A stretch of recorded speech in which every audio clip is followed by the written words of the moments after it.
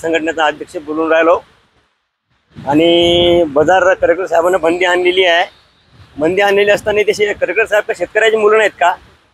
असं करणं बरोबर नाही। आणि खामगावले 15,000 20,000 लोक बैल हे बाजार भरलेला आहे, मग हे का भरलेला आहे? हे असं बरोबर नाही। तुम्ही शेतकऱ्याची मुलं सर तुम्ही असं करायला नाही पाहिजेत। हे तुमचं चुकीचं आहे। आमच्या सणाच्या वेळेस तुम्ही बंदी आणता ते बरोबर नाही। हे असं करणं बरोबर नाही सर, ते चुकीचं आहे। हा, उद्या पोळ्याचा सण आहे।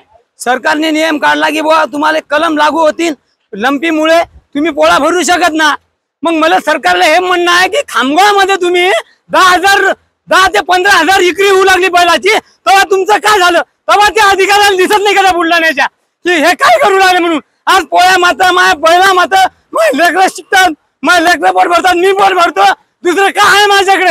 एक मजूर वर्ग आम्ही, सगळे खोटे काम होऊ लागले याच्यात।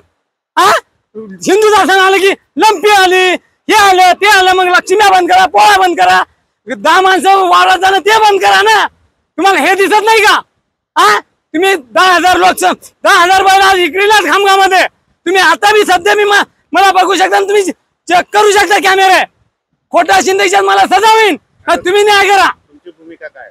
पोळा साजरा करा। माझी भूमिका अशी आहे, सरकारला माझा चुकलं शिंदे हे करा, तुम्ही 1 तास बैल पोळा खामगावचा बैल विक्रीचा बाजार थांबवायचा होता तर ठीक होतं। आता तो बाजार चालू असल्यामुळे आम्ही पोळा भरवणारच।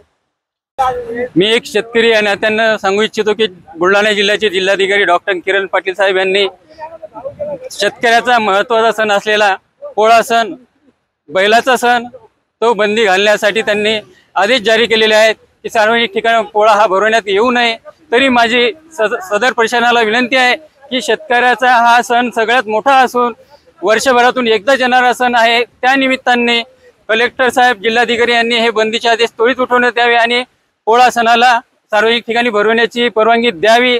तसेच त्यांनी जे कारण देऊन हे पोळ्याच्या सणावर बंदी घातलेली आहे, त्यामध्ये लंपी आजार असेल, गुरांचा आजार असेल, तसेच त्यांना हे दिसत नाही का खामगावसारख्या मोठमोठ्या शहरामध्ये जे गुरांचे बाजार भरतात त्या ठिकाणी लंपी आजाराचा प्रादुर्भाव होत नाही का? आणि पोळ्याच्या शेतकऱ्याच्या सणामध्ये लंपी आजाराचा प्रादुर्भाव होतो का?